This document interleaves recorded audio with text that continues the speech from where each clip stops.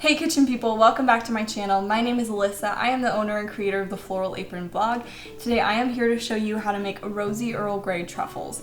These are tea-infused dark chocolate truffles that I can't tell you enough good things about. I show you how to make them the classic way along with a vegan substitute, and both of them turn out incredible. You are going to love these.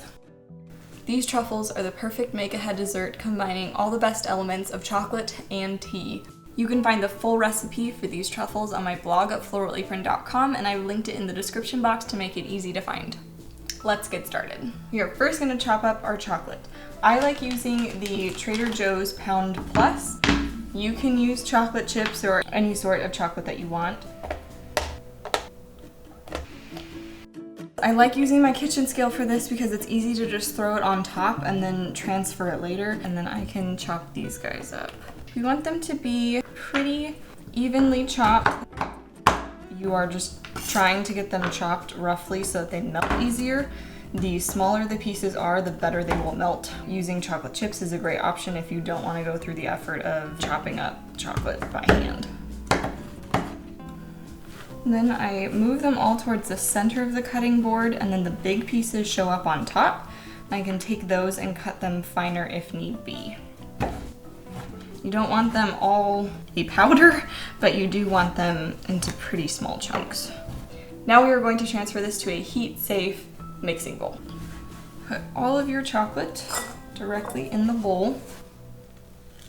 Do your best not to spill everywhere.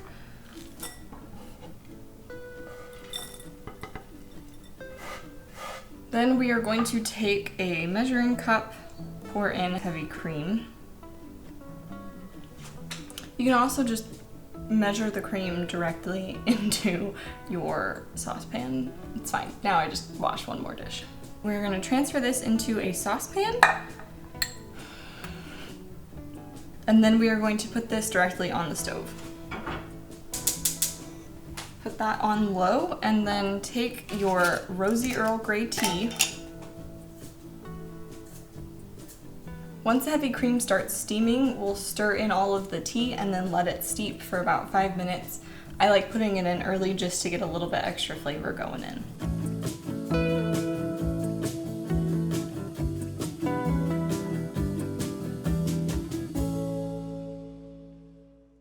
Heavy cream is a lot darker now, so you know that it's properly steeped. We'll now use a fine mesh strainer to make sure that our tea does not get into our truffles.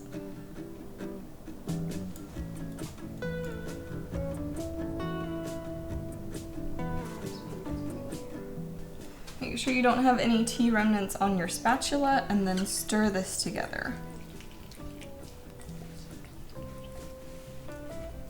Just keep stirring, it should all melt. If it doesn't, you can pop it in the microwave for a couple of seconds until it is melted. I'm gonna pop mine in the microwave for 10 seconds.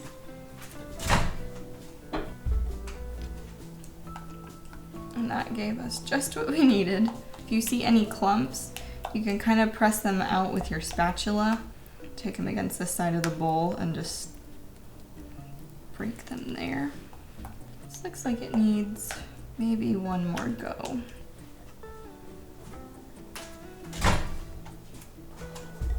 This should be plenty. Yes. Give it a good stir to make sure that the heat is distributed properly. Yes, this looks great. It is going to be pretty hard to make truffles out of how liquidy this is. We are going to put this in the fridge for a couple of hours until it is fully set. We can use this plastic wrap later, so I'm just gonna start using it now. Stay tuned. I'm gonna pop this in the fridge, and then we are going to check on it in a couple of hours. A lot of recipes will say that you can use a vegan substitute, but they won't actually show you how it turns out. Today, I am going to show you exactly how this turns out if you make it vegan with coconut milk instead of heavy cream. So while my non-vegan truffles are cooling in the fridge, I'm going to start making my vegan truffles. They are made absolutely the same way, just subbing coconut milk for the heavy cream. I have exactly 6 ounces left of my dark chocolate here, so I am going to use the rest of that Pound Plus bar.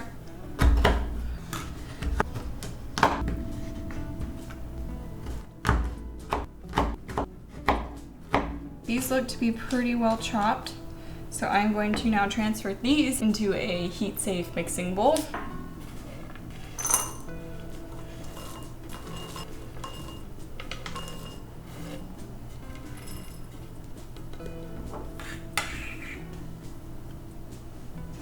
Now that we have this ready, I am going to do what I should have done last time. Pour my coconut milk directly into my saucepan.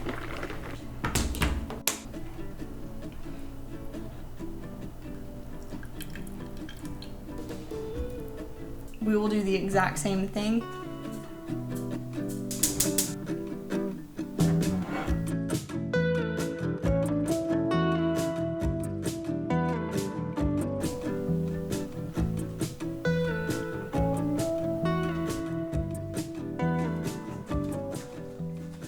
This is also a lot darker than it was, and I think the coconut milk shows more of the steeping.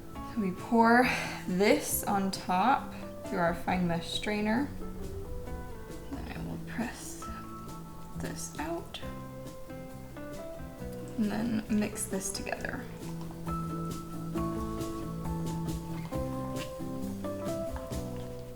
I have a couple of these large chunks again, but if I keep stirring, they might come out.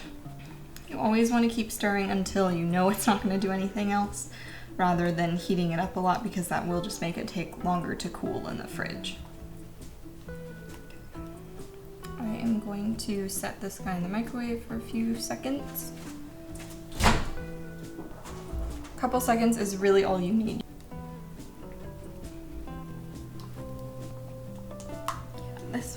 This looks good to me now. Just like last time, I'm going to use plastic wrap to cover. Is this a big enough sheet? Yes, just barely. Cover and chill for a couple of hours until it's set. Right now, if I wiggle it, you can see that it moves. You want it to the point where it will not wiggle when it moves. I don't have the timestamp memorized, but you can go back and look if you're very curious. This one has been in since I put it in like an hour and a half ago, and you can tell that it's dull until you know that this is fully cooled. My coconut milk one, on the other hand, there's still this slight sheen in the center, which means it's not fully set. So I'm gonna pop it back in the fridge while I'm working on this one, and it should be set by that time. If it's not, I'll put it in the freezer for a couple of minutes, get my cocoa powder ready. So I have probably about one to 2 tablespoons of cocoa powder in this bowl. So take this plastic wrap and use it to wrap your hand. And this is highly recommended just so that your hand is not completely coated in chocolate. I guarantee it will have chocolate on it anyway, especially if you're me, but it significantly cuts down on the residue that's left on your hand. And look at how cool you look with a sheet of plastic wrap over your hand. Okay, so I take my ice cream scoop. Oh, this is perfect. I prefer pretty much filling up my scoop here, and then it just turns out onto my hand. You can leave a flat bottom, or you can make it rounded. This one, I think it's just gonna work out easier if I do a flat bottom. So I'll leave this flat. So I just shape him a little bit. I don't do too much because the ice cream scoop does a lot of it. And then I pop it into my bowl and I roll it around, and that's very fun. Until it's fully coated, and then I put it on a prepared sheet. And I go back.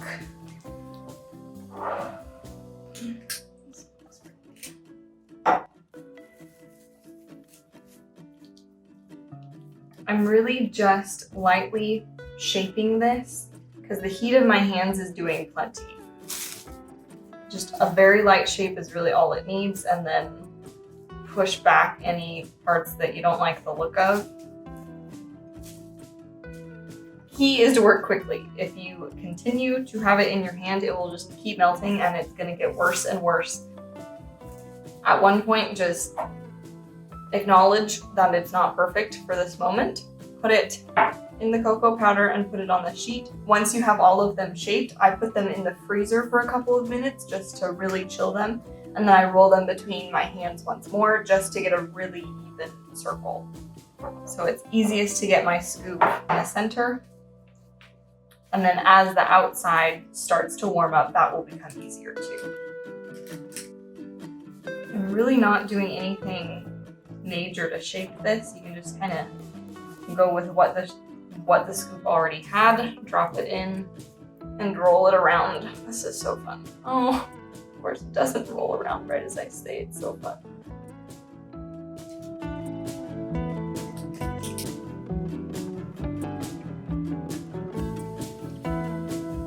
And if you don't want to use plastic wrap, you can also just use your hands. My hands were not pretty afterwards, but they turned out really well.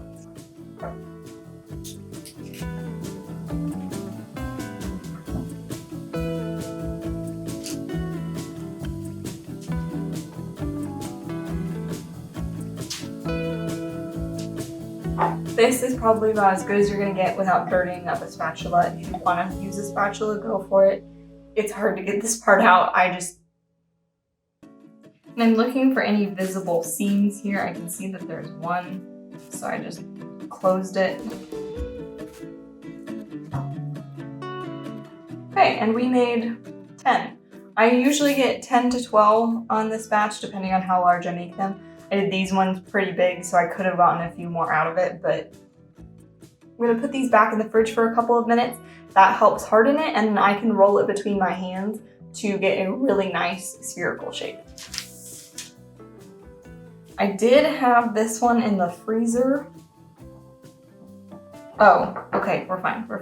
Not gonna clean this guy, I'm just gonna use a teaspoon because this guy is a pain to clean and I'm not gonna clean him twice.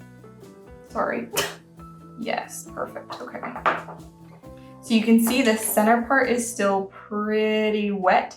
That is okay because we can mix it with the edges that are harder and it'll thicken up. Since this part is pretty solid, I'm just gonna take this chunk. It's a little harder to portion out with a teaspoon as opposed to a specific measuring spoon.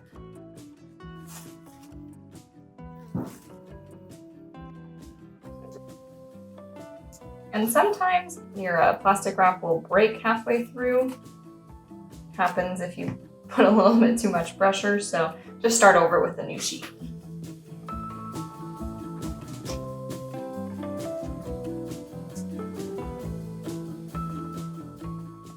I'm gonna put these ones in the fridge and then take my other ones out for the final shaping. Work pretty fast, and you're gonna use quite a bit of pressure, just rounding out. Oh, some of them come apart. That means that you didn't quite press them together enough. See.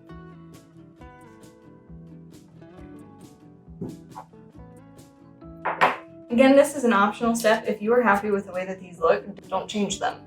I know that I can get pretty spherical. It's not that much more effort on my part, so I'm just gonna go for it.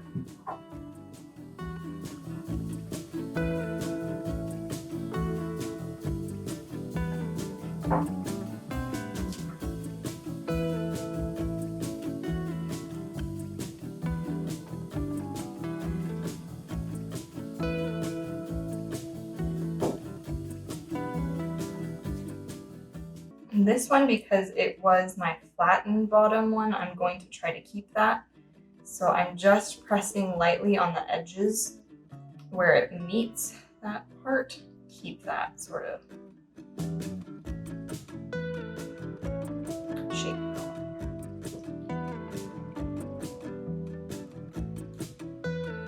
Ooh, this one, nice one. Yes, very good. Look at how fast it's going.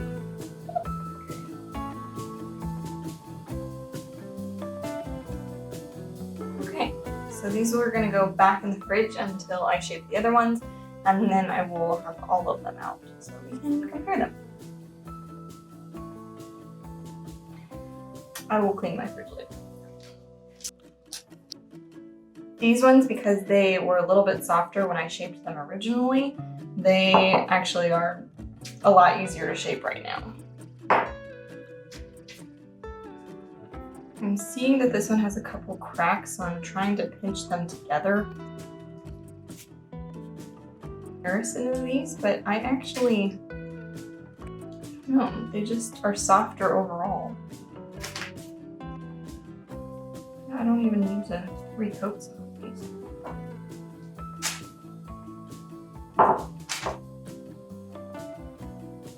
That was actually pretty easy. My hands are now very cocoa-y, but not too bad. I'm gonna put these in the fridge to chill for just a little bit while I get everything set up. While those are setting up, I am going to do the dishes and clean off this mess that is on my counters. These dishes aren't extensive, but they do leave quite a bit of residue on each item, and that can be tricky to get off. It is always easier to use hot water. The hot water melts the chocolate so that you don't have to scrub. Using cold water makes it a lot more difficult. So my recommendation is to start by washing your other dishes while your water is heating up. By the time your water does heat up, you'll be able to use that hot water to melt the chocolate directly off the bowls.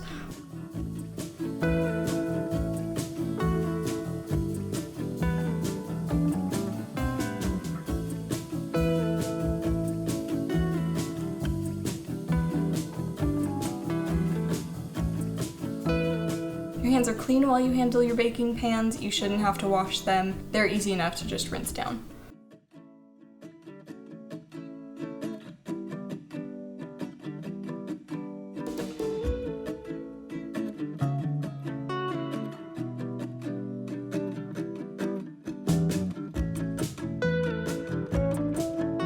You can also put this bowl in your dishwasher. I like to do it by hand just because I know for sure that it will get everything off, but the dishwasher uses pretty warm water, so it should come off just fine.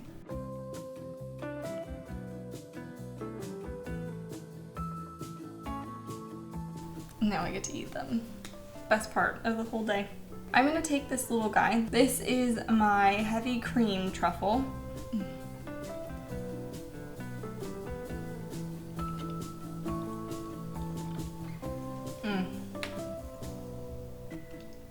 And I probably have cocoa powder like all over my face, but that was really good. And then I will pick this little guy.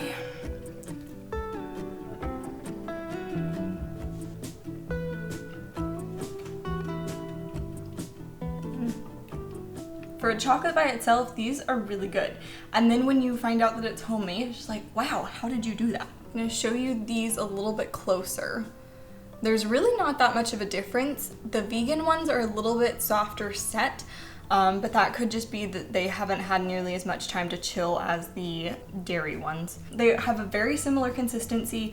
I can't even really tell a difference between the coconut milk and the heavy cream. If anything, the vegan one is a little bit creamier. Could just be because it hasn't been chilled for as long, so it's still a little bit softer set. Both of these are incredible. You have just a hint of the rose and the bergamot, but it's not overwhelming.